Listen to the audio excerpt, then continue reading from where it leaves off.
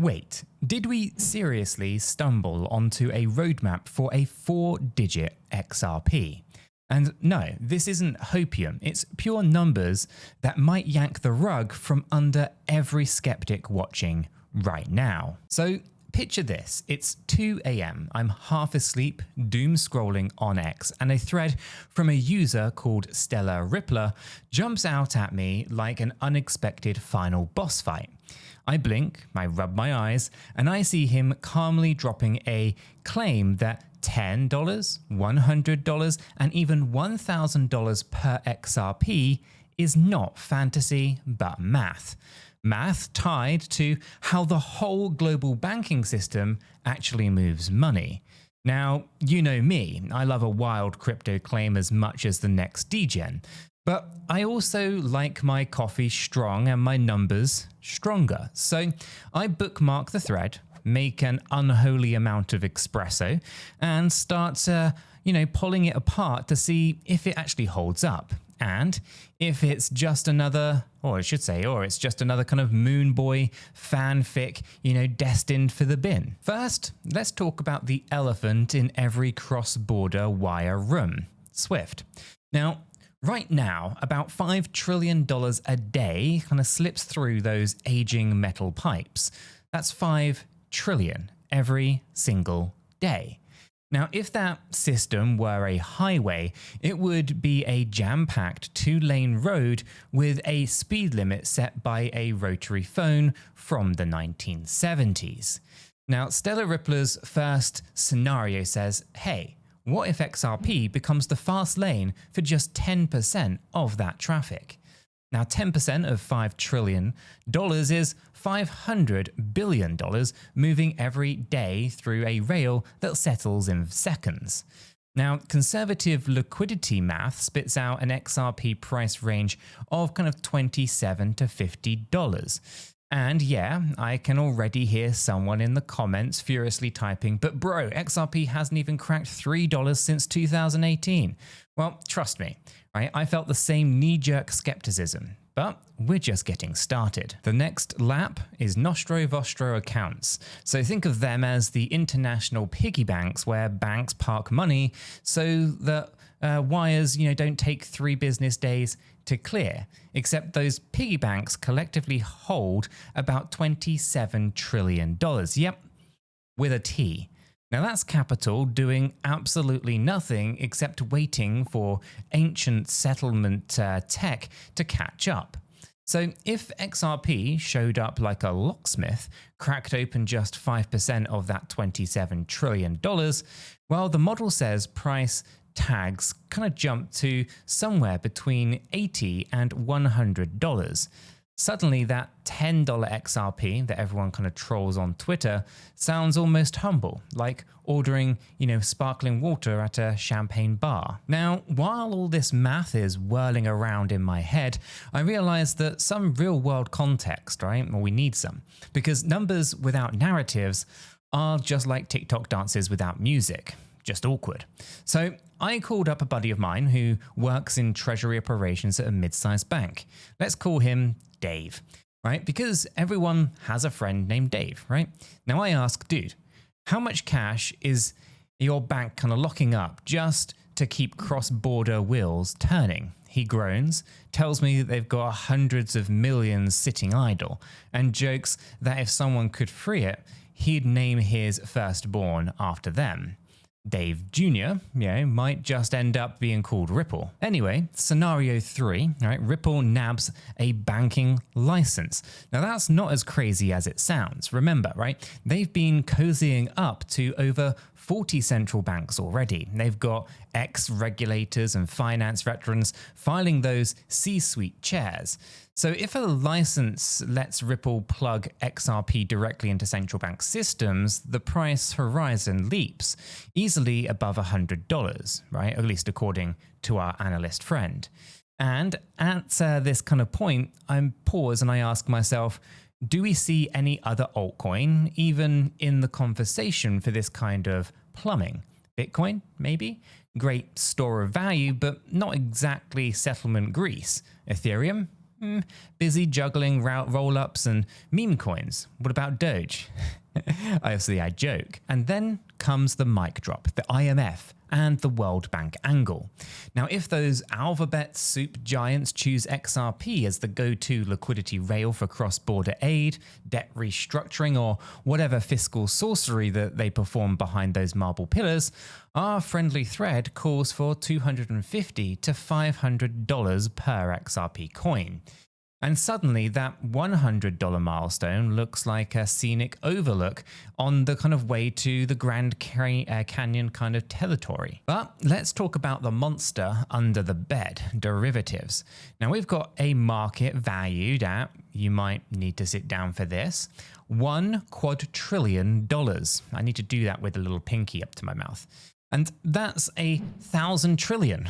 If XRP captures even a laughable slice of that, just 0.1%, right? Stellar Rippler's spreadsheet says that it could justify a 4-digit price tag. Now, over $1,000. Now, at this stage, my coffee kind of goes cold because my brain's melting all the kind of ice caps from overclocking the calculator. Now, naturally, you're probably thinking, if all of these lanes to the moon exist, why is XRP still chilling where it is today? And it's a good question, right? The analyst kind of boils it down to 3 kind of main friction points: the lawsuits, suppression, and what he calls confusion. Now, the SEC lawsuit, with the SEC currently saying that, they're wanting the court to drop it, is a huge anchor to a degree. Once that gavel drops, things may change, right? Market maker games on centralized exchanges, right? Check. And, then there's the kind of plain old psychological roadblock of people thinking anything over $10 sounds ludicrous because we've been conditioned by years of sideways price boredom. And yet the comparison that kind of really slaps is kind of Bitcoin's high school glow up, right? Bitcoin sprinted past $100,000 in some regions last cycle on pure kind of belief. No yield, no settlement utility, no central bank love letters, just digital gold vibes. So if Bitcoin can manage that on brand power alone, what happens when an asset is valued for what it actually does, moving trillions of dollars at light speed? Now, let's not sugarcoat the hurdles though, right? Even if settlement logic is all right or airtight, mass adoption takes more than just math. It takes timing, right? Legacy banking rails, they don't want to retire gracefully, right? They want a kind of gold watch, a farewell kind of party, and a decade to clear their desks. Regulators move slower than grandpa's dial-up modem, and the longer that they stall, the more kind of tinfoil hat theories kind of bloom. Now they're holding XRP down. It'll pop when the legacy system flips the switch. My cousin's barber, plumber, heard a date. And believe, right, whatever timeline that you want. But the plumbing is being built right now, quietly, steadily, behind headlines about ETFs and meme coins. And speaking of things that you can actually do right now, let me sneak in a little plug, right? If you're hungry for daily crypto banter, hop into our totally free crypto Discord server via the link that's in the description, right? We break down charts, share news nuggets before they hit the mainstream, and yes, we've got dark memes on tap as well. And if you're ready to kind of put some skin in the game, you can grab your welcome bonus on Blowfin using the other link that is down in the description, right? It's the best up and coming crypto exchange that I've tested this year, and their low fee engine makes scalping feel smoother than a fresh jar of peanut butter. So sign up, start trading, and tell them that I sent you. Okay, so back to the thesis then, right? Imagine the moment a major bank announces, hey, we've just migrated 10% of our cross-border traffic to XRP, right? The headlines alone would trigger a reflex rally, right? But remember, those capital pools, the banks that once kind of marinated billions of dollars in dormant accounts, suddenly redeployed that capital into actual investments, loans, innovation, right? You name it. And that's the rocket fuel for broader economic growth, and XRP is potentially the spark plug. And then picture the IMF publishing a formal standard naming RippleNet as the recommended liquidity layer for emerging markets. Right? Every finance nerd on the planet whips out a spreadsheet, recalibrates risk models, and starts accumulating an asset once dismissed as an internal kind of underdog. Now, it's the moment that the story flips from maybe to inevitable. But of course, we need to stay grounded. A $1,000 XRP implies a $55 trillion market cap. That is basically Bitcoin, gold, and Apple rolled into one market slice. And yes, maybe that's too hot for the near term, but $10, that's a market cap of around $582 billion, well within crypto's historical appetite for large cap moves.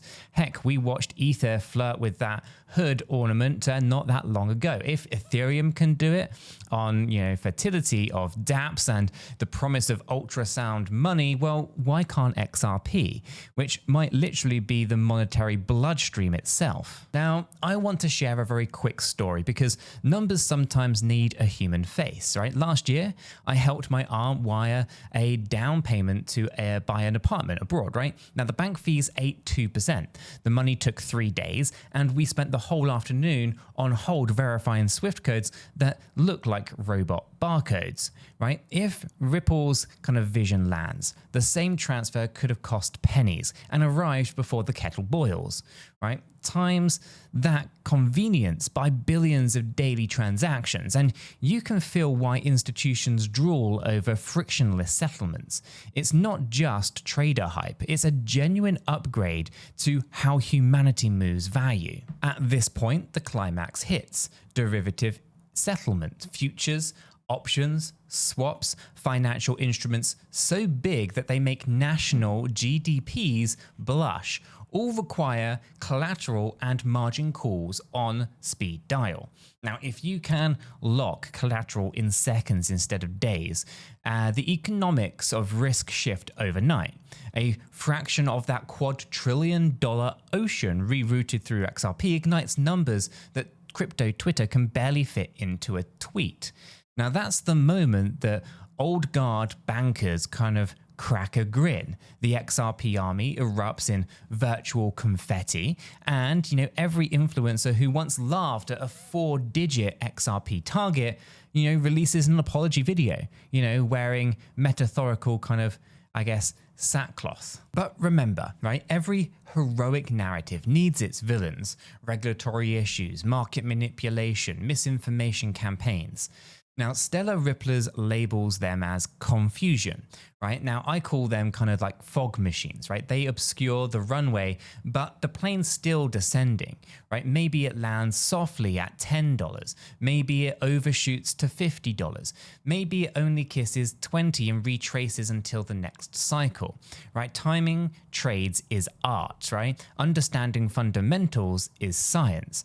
And the science here says settling a fraction of global finance requires a native asset. And XRP was, literally designed for that role from day one. And so where does that leave us then? It leaves us with a choice. You can dismiss the math and keep scrolling, or you can learn the mechanics, measure the risk, and decide if holding or even swing trading XRP fits your playbook. Whether you buy, short, stake, or speculate, at least you do it with your eyes wide open, right? Because narratives can change overnight once utility proves itself. And if Bitcoin's belief run teaches us anything, it's that markets can price faith long before function. XRP might just flip the script and price function long before we finish our next bear cycle.